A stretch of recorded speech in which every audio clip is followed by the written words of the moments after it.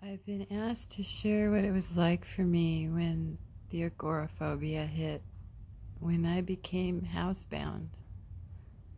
Um, right before that hit, I couldn't stay inside. I wouldn't. I wouldn't stay in the house. I couldn't sleep. I was restless. I was stir crazy.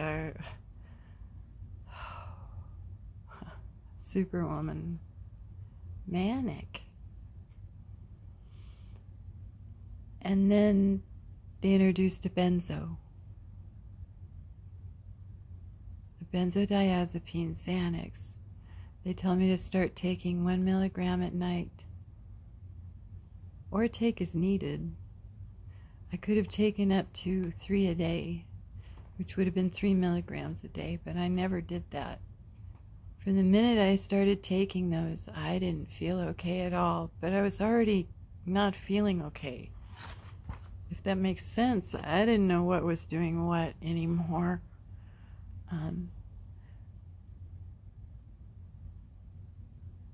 I could feel myself stop breathing at night, you know? I was sleeping so hard.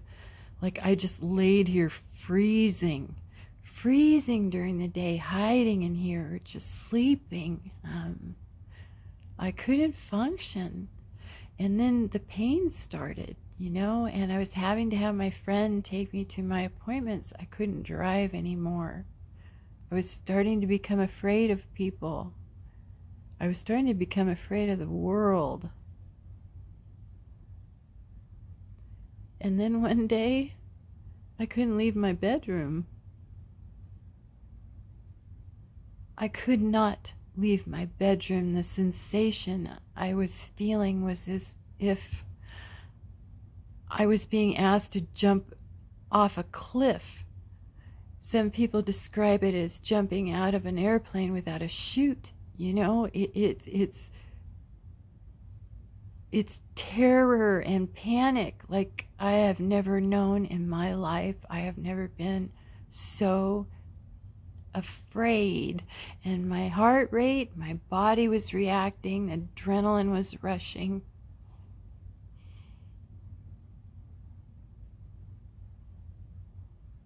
This is someone who was never afraid to leave the house. All of a sudden, I couldn't go anywhere. And I was trying to tell people, and they would say things like, well, just come over, you know. Oh.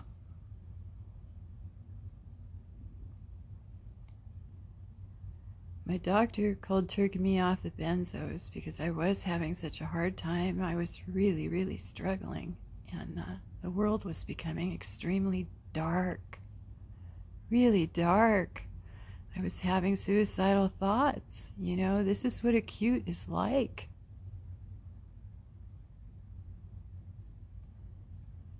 The house didn't seem familiar.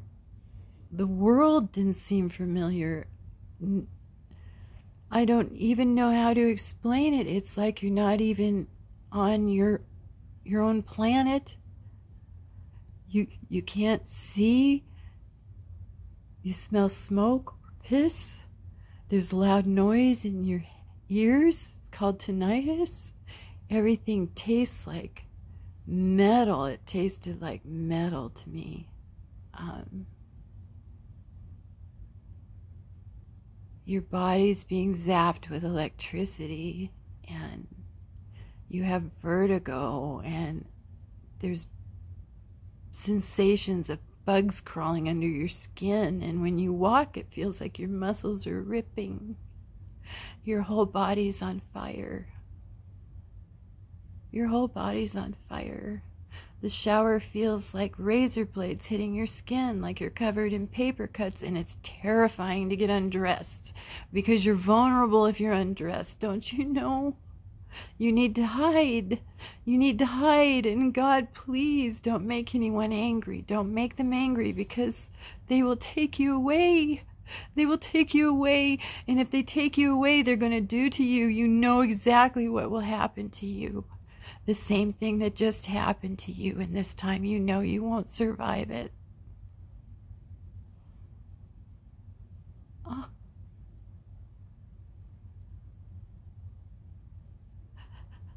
I thought the cops were going to come for me and take me away, and I was going to die in a jail cell. I thought my husband was going to throw me out into the streets. I thought I was going to get locked up in a psych ward, mental ward, and that's what caused this in the first place. I knew like a wild animal that I had to hide, or I wasn't going to survive. So I did have to push people away because I knew if they saw me like this, they would think they were going to help me by doing the right thing and getting me help and calling the authorities or getting me wherever. But the help that's out there for us once we're injured like this will kill us. I'm sorry, but if I'd had to take one more of those drugs, my body I wouldn't have made it. I don't know how I made it this far. I don't know how I made it this far.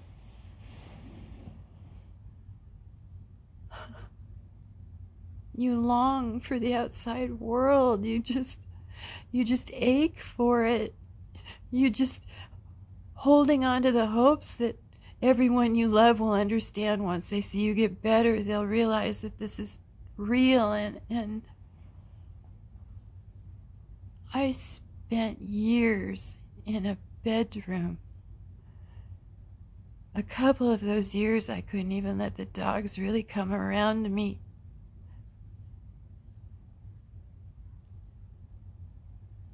I didn't have anybody really checking in on me. The whole world was angry at me. Yeah, I could have begged my family to come here. I could have begged my husband to get me help, but the help they were thinking of would have been the end of me.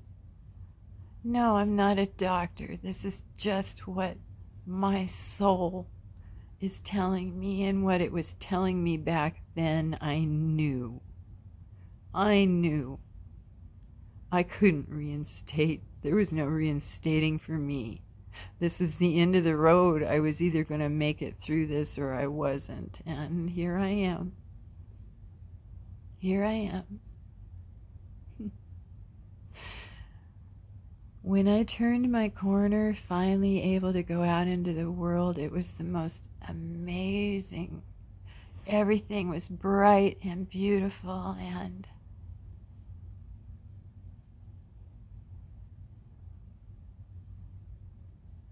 I walked to the corner for the first time in 4 years.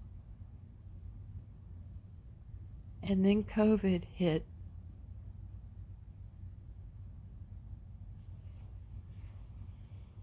I was faced with the end of my marriage. The world was not welcoming to me.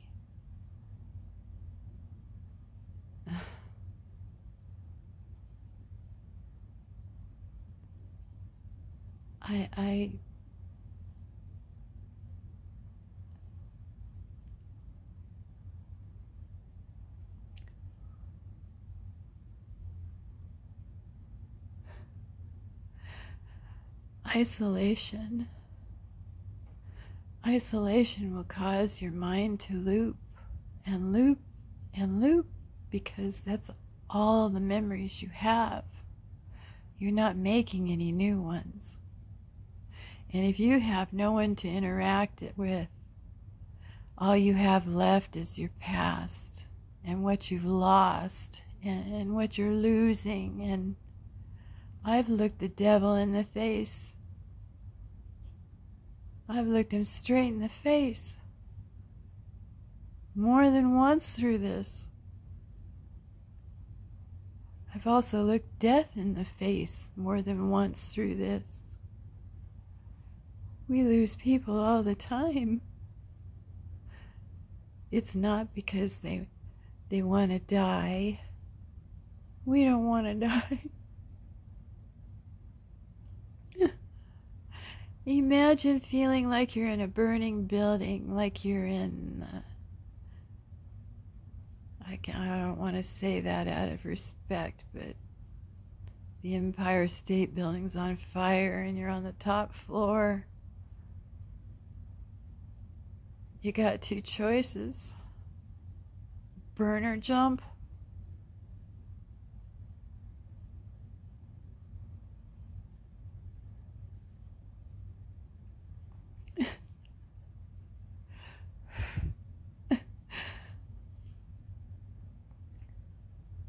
I'm choosing my isolation now because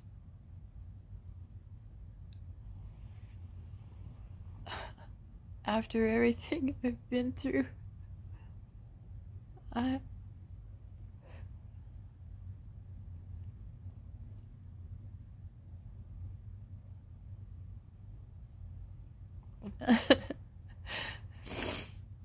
I don't want to hurt anymore. I don't want to be beat up on anymore. I'm so tired. I don't have a whole lot of years left in my life, and I want to be as peaceful and happy as I can be. I'm in a lot of pain all the time, but all that stuff I described to you in acute, you guys, it's mostly gone. It's mostly gone. I mean,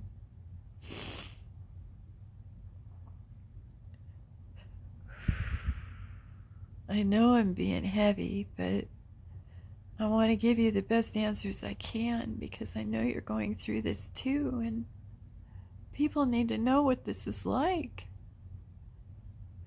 I was a happy grandma, and then the next day I was begging for my life.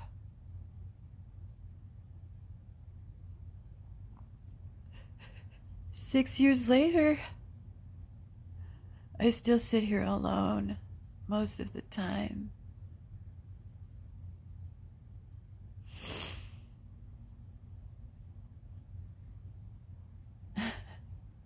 I've had one person wake up in my life, and that's the man that kept the roof over my house, over my head. You know, again, if not for him, I wouldn't be here. I had nowhere else to go. We know how all my friends and family would have run the show, just probably like yours. It's what they're told to do. It's what they're told to do. We've been lied to.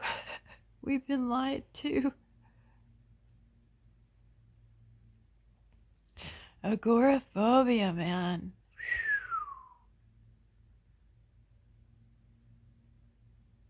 Isolation.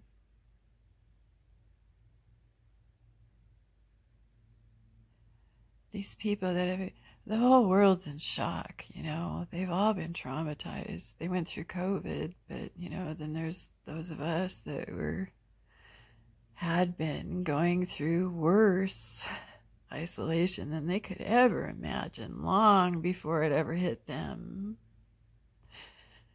And it makes me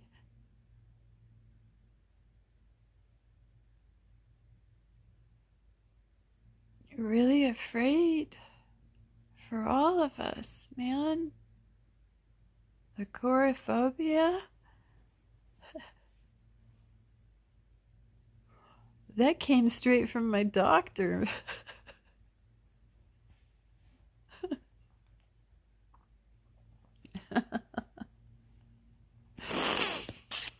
I hope this helps. It will get better. Yes, it's as bad as I'm saying. It's as bad as you're experiencing.